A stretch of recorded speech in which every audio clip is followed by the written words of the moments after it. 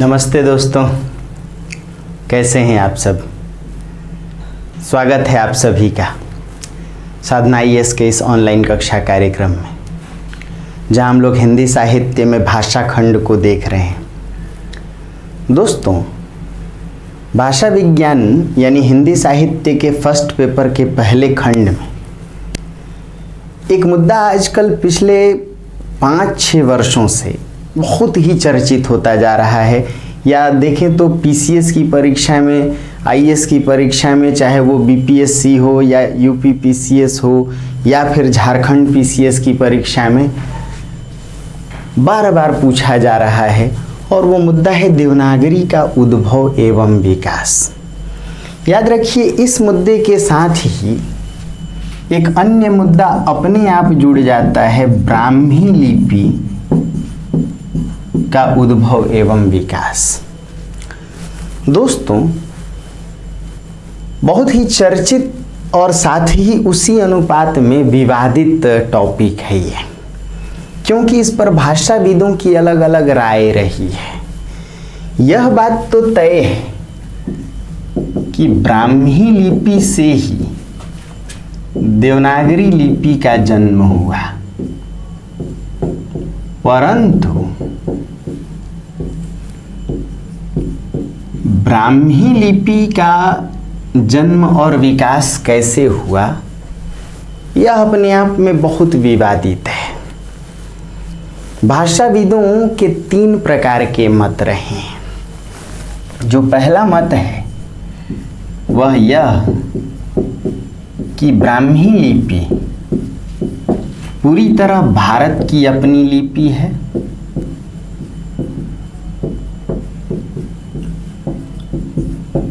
और इस मत के मानने वालों में डॉक्टर राजबली पांडे, फ्लीट महोदय, कनिंघम महोदय और गौरीशंकर हीराचंद ओझा जी।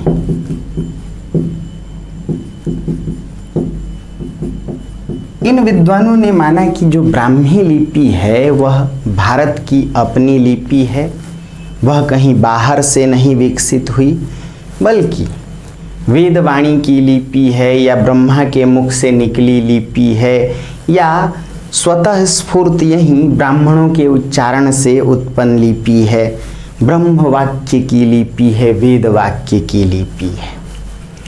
दोस्तों, एक दूसरा मत रहा है, जैसे वूलर वगैरह को देखें तो इन पश्चिमी विद्वानों ने यह माना कि ब्राह्मी लिपि कहीं ना कहीं यूनानी लिपि से विकसित हुई। इनका यह भी मत था कि यह फिनिशिया या फिनिक लिपि से उत्पन्न है, जो पश्चिमी लिपि रही है। दोस्तों, एक तीसरा मत है, कुछ लोगों ने यह माना कि जैसे यदि बात की जाए वेवर वगैरह की, तो ऐसे विद्वानों ने माना कि ब्राह्मी लिपि सामी लिपि से उत्पन्न है, सेमेटिक लिपि। भारतीय विद्वानों ने यदि राजबली पांडे की बात करें तो राजबली पांडे जी ने यह माना कि यह कैसे संभव है कि एक तरफ सामी लिपि से खरोष्ठी लिपि का जन्म हुआ और दूसरी तरफ इसी सामी से ब्राह्मी लिपि का भी जन्म हो। दोस्तों, खरोष्ठी खर और ओष्ठ से बना है। इसको दोनों तरीके से लिख सकते हैं, उच्चारण और मात्रा के क्रम पे छोटी लगा सकते हैं और ओष्ठ से ओष्ठी बनाने के क्रम में बड़ी भी।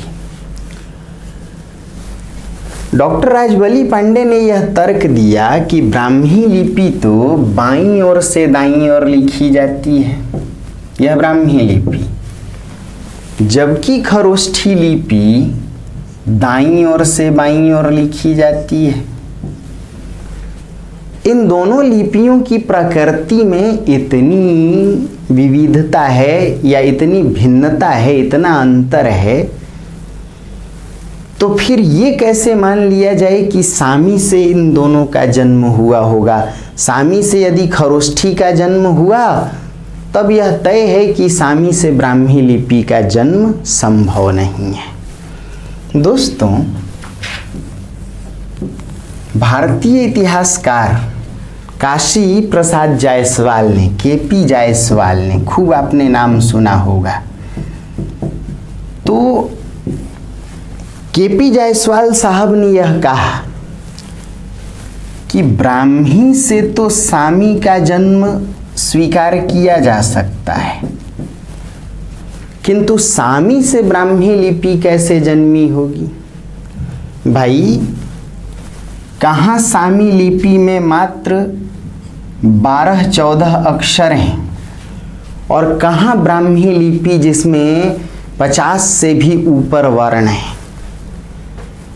उन्होंने दूसरी बात यह कही जायसवाल साहब ने कि भारतीय वणिकों के द्वारा यानी व्यवसायियों के द्वारा भारत की ब्राह्मी लिपि विदेशों में भी प्रसारित हुई और उसी का परिणाम था कि ब्राह्मी का प्रभाव सामी पर पड़ा, ना कि सामी से ब्राह्मी लिपि उत्पन्न हुई।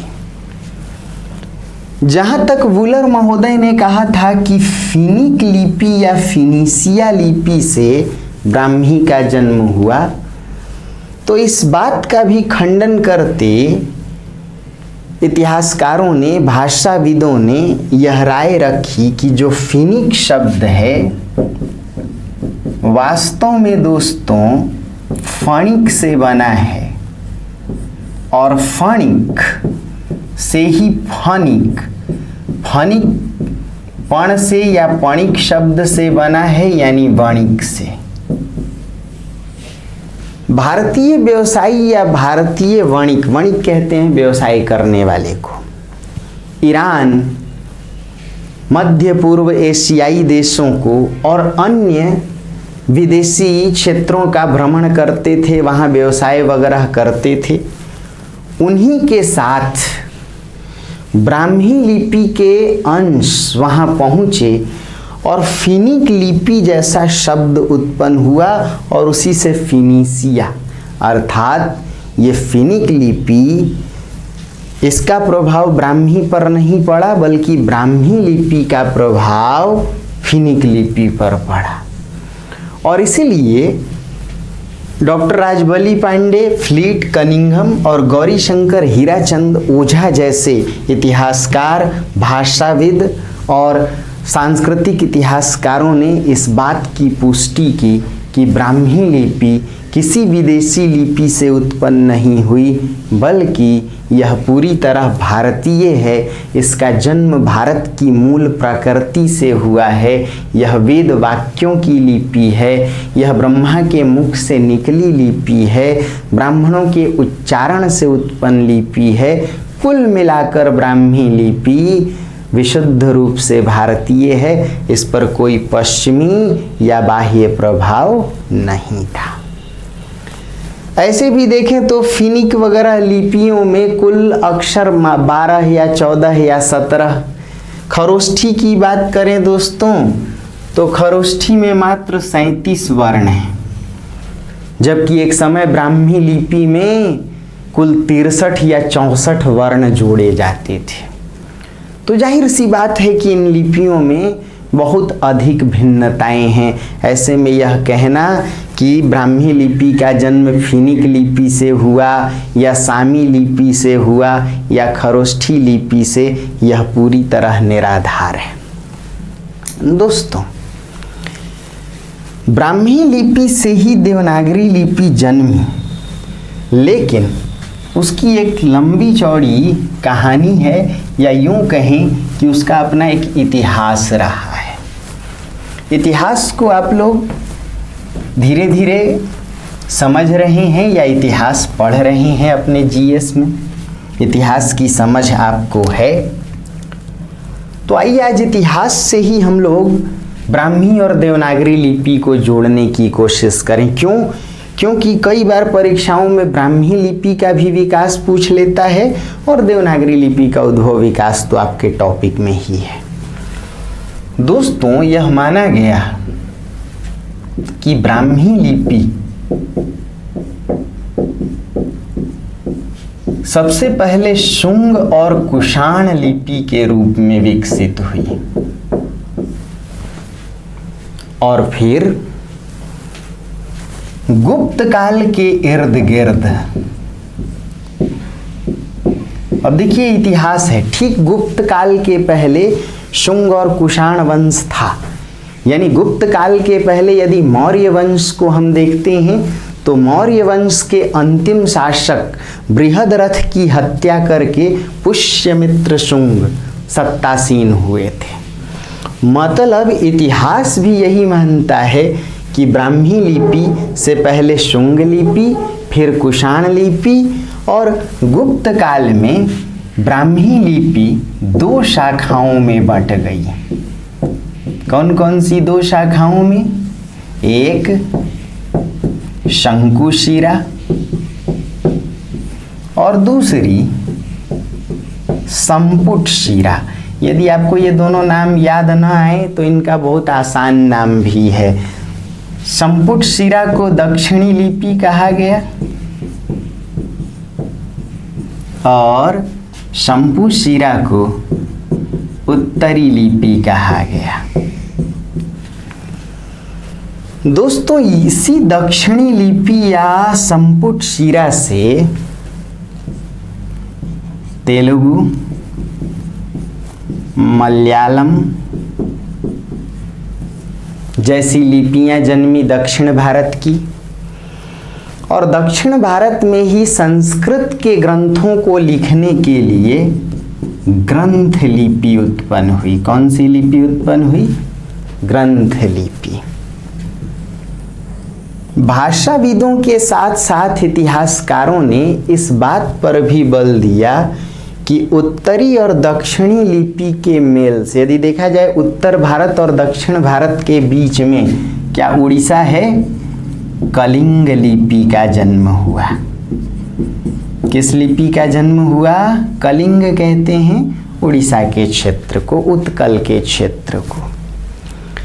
इस ग्रंथ लिपि में संस्कृत भाषा के ग्रंथ लिखे जा रहे थे। दक्षिण भारत में ही दक्षिण लिपि का विकास हो रहा था।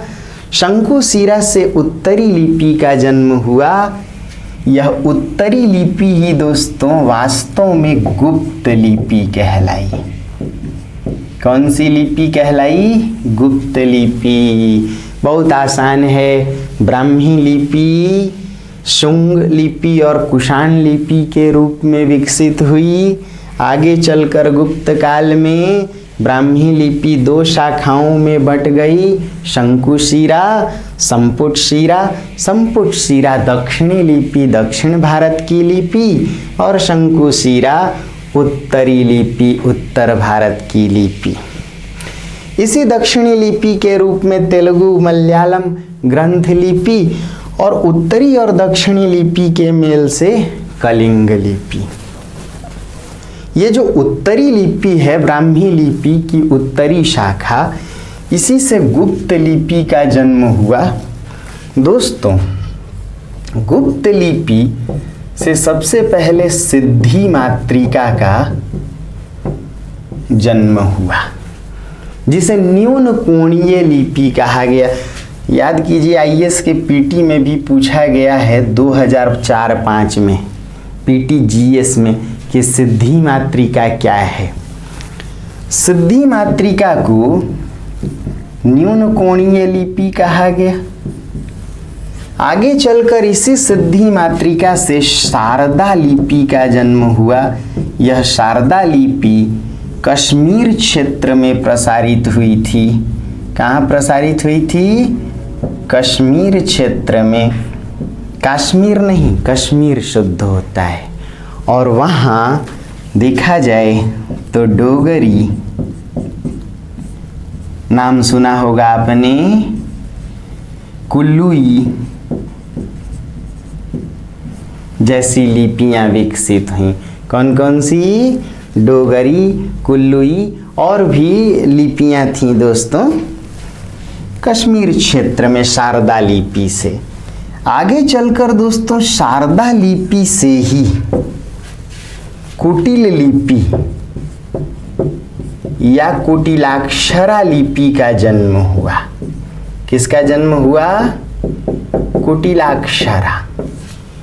और यह कुटिलाक्षरा लिपि 4 शाखाओं में बंट गई। कुटिलाक्षरा या कुटिल लिपि कितनी शाखाओं में बंट गई? 4 शाखाओं में।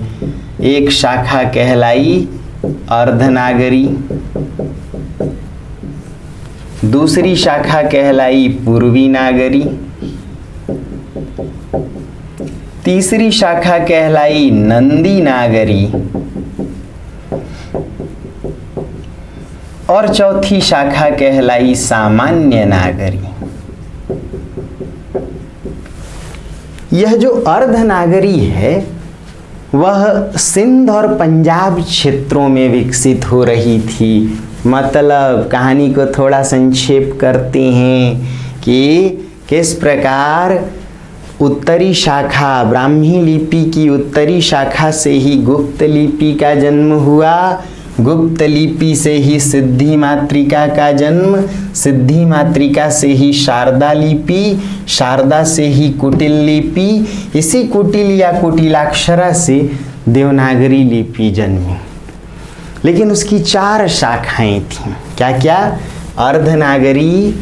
इसी अर्धनागरी से दोस्तों लंडा लिपि और गुरुमुखी का जन्म हुआ। आपने सुना होगा कि पंजाब में या सिख समुदाय के द्वारा गुरुमुखी लिपि का प्रयोग किया जाता है। और गुरु अर्जुन देव ने, सिखों के 5वें गुरु अर्जुन देव ने गुरु ग्रंथ साहब का संकलन इसी लंडा लिपि में किया था। यह लंडा लिपि मात्रा विहीन लिपि होती है, इसीलिए मात्रा रहित होने के कारण उसका नाम पड़ा लंडा लिपि। दोस्तों पूर्वी नागरी से जिन लिपियों का जन्म हुआ, यदि उनकी बात करें हम तो पूर्वी नागरी से बंगला लिपि, पूर्वी नागरी से ही उड़िया लिपि, पूर्वी नागरी से ही असमी लिपि और पूर्वी नागरी से ही बिहार वगैरह में प्रचलित कैथी लिपि। देखा जाए तो कायस्थों के द्वारा लिखा पढ़ी या हिसाब किताब के लिए प्रयुक्त की गई लिपि कैथी लिपि कहलाई। आगे चलकर पूरे पूर्वी उत्तर प्रदेश, बिहार, बंगाल ने इस लिपि को अपना लिया। नंदी नागरी दक्षिण भारत में प्रसारित होने वाली लिपि थी। यह माना गया कि देवनागरी नाम से इस लिपि का सबसे पहले प्रयोग गुजरात के शासकों ने किया और 11वीं शताब्दी में देवनागरी लिपि अपने मूल रूप में स्थिर हुई।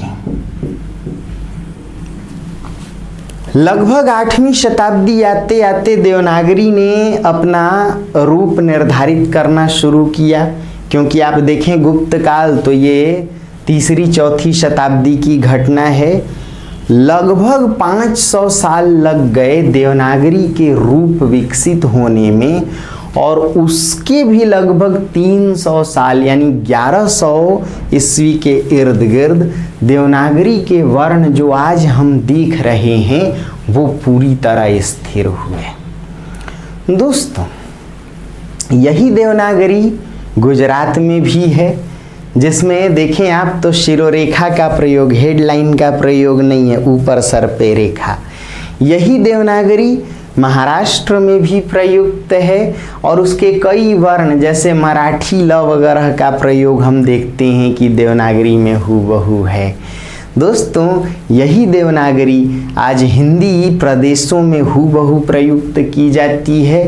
किसी किसी क्षेत्र में यदि आप बंगाल वगैरह में देखें, उड़ीसा में देखें, तो देवनागरी के जो रूप प्रयोग हो रहे हैं वास्तव में वह उत्तरी और दक्षिणी ब्राह्मी के दोनों रूपों के मिश्रित रूप हैं। 11वीं शताब्दी में देवनागरी पूरी तरह स्थिर हुई और हिंदी के प्रयोक्ता वर्ग या हिंदी बोलियों को बोलने वालों के द्वारा यह लिपि अपनाई गई। इस लिपि के नामकरण की भी एक कहानी है।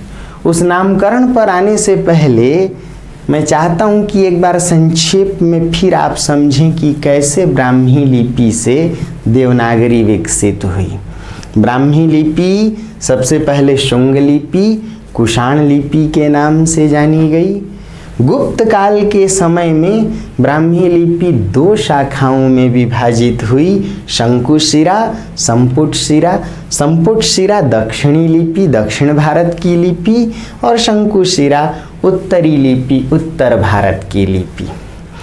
इसी दक्षिणी लिपि से तेलुगु, मलयालम, आगे चलकर के कन्नड़, आपने नाम सुना होगा, तेलुगु, कन्नड़, मलयालम, दक्षिण भारत में बोली जाने वाली लिपियां, तमिल आदि का जन्म हुआ। वहीं एक ग्रंथ लिपि विकसित हुई ब्राह्मी से ही, जो संस्कृत की रचनाओं के लिए प्रयोग की गई। दक्षिण और उत्तरी शाखा से, जैसा कि अभी आपने सुना कि उड़ीसा वगैरह में दोनों लिपियों का संयुक्त प्रभाव रहा है, इसलिए उसे कलिंग लिपि कहा गया। आप देखेंगे उड़िया लिपि को दक्षिण भारत की लिपि के भी निकट और नागरी के भी निकट। दोस्तों, उत्तरी लिपि ही आगे चलकर गुप्त लिपि कहलाई। ब्राह्मी लिपि की उत्तरी शाखा गुप्त लिपि कहलाई। इसी से सिद्धि मातृका लिपि का जन्म हुआ, जो न्यून कोणीय लिपि थी। इसी से शारदा लिपि का जन्म हुआ। शारदा लिपि कश्मीर क्षेत्र में लिखी जा रही थी, प्रयुक्त हो रही थी। इसी शारदा लिपि से डोगरी, मतलब ये वहाँ कश्मीर क्षेत्र की अपनी लिपियाँ हैं, आप इनको क्षेत्रीय लिपि का नाम भी दे सकते हैं। कुल्लुई, ऐसी लिपियाँ विकसित हुई। जौनसारी, इसी में एक लिपि है, कश्मीर में शारदा लिपि से ही विकसित जौनसारी भी है। सब आपके जीएस में भी काम आएगा। कुछ लोग कहते हैं हिंदी साहित्य का जीएस में कोई रोल प्ले नहीं है, तो निबंध एथिक्स का तो मतलब देखिए कितना भारी मतलब है, और एज ए ऑप्शनल विषय कितना स्कोरिंग है। जीएस में पीटी वगैरह में भी इसका कई योगदान है ना। शारदा लिपि से ही कुटिल लिपि, कुटिल लिपि को ही कुटिलाक्षरा, टेढ़े मेढ़े थोड़े अक्षर थे। कुटिलाक्षरा लिपि की 4 शाखाएं विकसित हुई, यानी यहीं से देवनागरी विकसित हुई। कौन कौन सी? पहली शाखा अर्धनागरी, जिससे लंडा लिपि, गुरुमुखी लिपि का जन्म। दूसरी शाखा पूर्वी नागरी, भारत के पूर्वी क्षेत्र यानी बिहार बंगाल को आप देख लें तो इससे बंगला, उड़िया, असमी, कैथी आदि का जन्म हुआ। नंदी नागरी दक्षिण भारत में विकसित हो रही थी, जैसे तेलुगु, तमिल, मलयालम, कन्नड़। तो एक और नाम आया नंदी नागरी, जो बिल्कुल देवनागरी के निकट थी। किसके निकट? कुछ लोगों ने कहा कि यह नंदी नागरी वास्तव में देवनागरी का आरंभिक रूप है, यानी प्राचीन नागरी है। दोस्तों, 8वीं शताब्दी तक लगभग ये सभी शाखाएं विकसित होती रही थीं। 11वीं शताब्दी में आकर देवनागरी के आज के रूप विकसित और स्थिर हुए, यानी देवनागरी वर्णों की जो आज की स्थिति है, ये सभी वर्ण 11वीं शताब्दी में स्थिर हुए।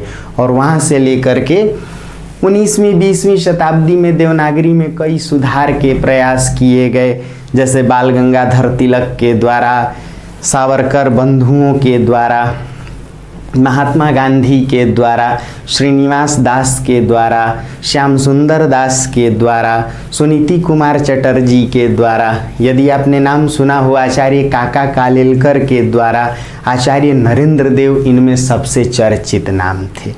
तो देवनागरी के विकास की कथा लगभग आज तक हम लोग देखते हैं। 19वीं 20वीं शताब्दी या स्वाधीनता आंदोलन के काल में उस दौरान कई भाषाविदों ने, सामाजिक चिंतकों ने, इतिहासकारों ने देवनागरी के विकास और उसके मानकीकरण के लिए प्रयास किए। ये एक अलग मुद्दा बनता है, देवनागरी का मानकीकरण, उसे हम लोग देखेंगे, या देवनागरी के सुधार के प्रयास। दोस्तों, एक छोटा सा मुद्दा और पूछ लिया जाता है कि देवनागरी लिपि का नामकरण कैसे पड़ा। यह भी एक विवादित मुद्दा है। भाषाविदों ने इस पर भी अपनी अलग अलग प्रतिक्रिया देने की कोशिश की। कुछ भाषाविदों ने यह माना कि देवनागरी में जो नागरी शब्द है वह नाग लिपि से उत्पन्न है, और नाग लिपि श्रीलंका वगैरह में प्रयुक्त होने वाली लिपि थी जिसमें बौद्ध ग्रंथ लिखे गए।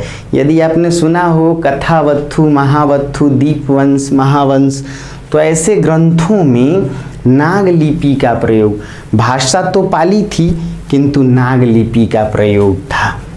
तो कुछ लोगों ने माना कि देवनागरी शब्द का नामकरण नाग लिपि से पड़ा। दोस्तों, कुछ विचारकों ने माना कि गुजरात को नागर नाम दिया गया था। गुजरात में जो अपभ्रंश बोली जाती थी उसे भी नागर कहा गया। वहाँ ब्राह्मणों की एक शाखा थी जिन्हें नागर ब्राह्मण कहा गया। इन्हीं के द्वारा देवनागरी विकसित हुई, इसीलिए नागर के नाम पर ही देवनागरी पड़ा। ये एक दूसरा मत है।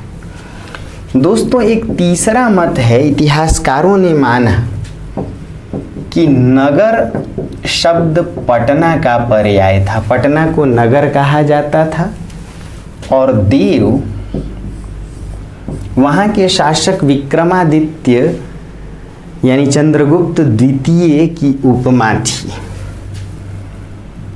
तो चंद्रगुप्त द्वितीय की उपमा थी देव ने, चंद्रगुप्त द्वितीय ने, विक्रमादित्य ने पाटलिपुत्र या पटना में इस लिपि के विकास और प्रसार के लिए कई कार्य किए।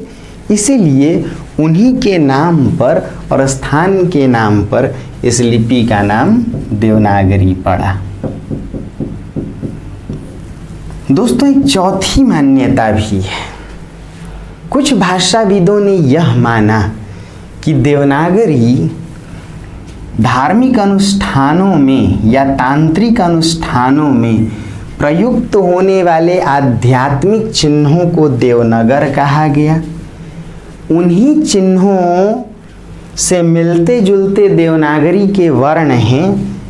इन्हीं चिन्हों के आधार पर नाम पड़ा लिपि का देवनागरी।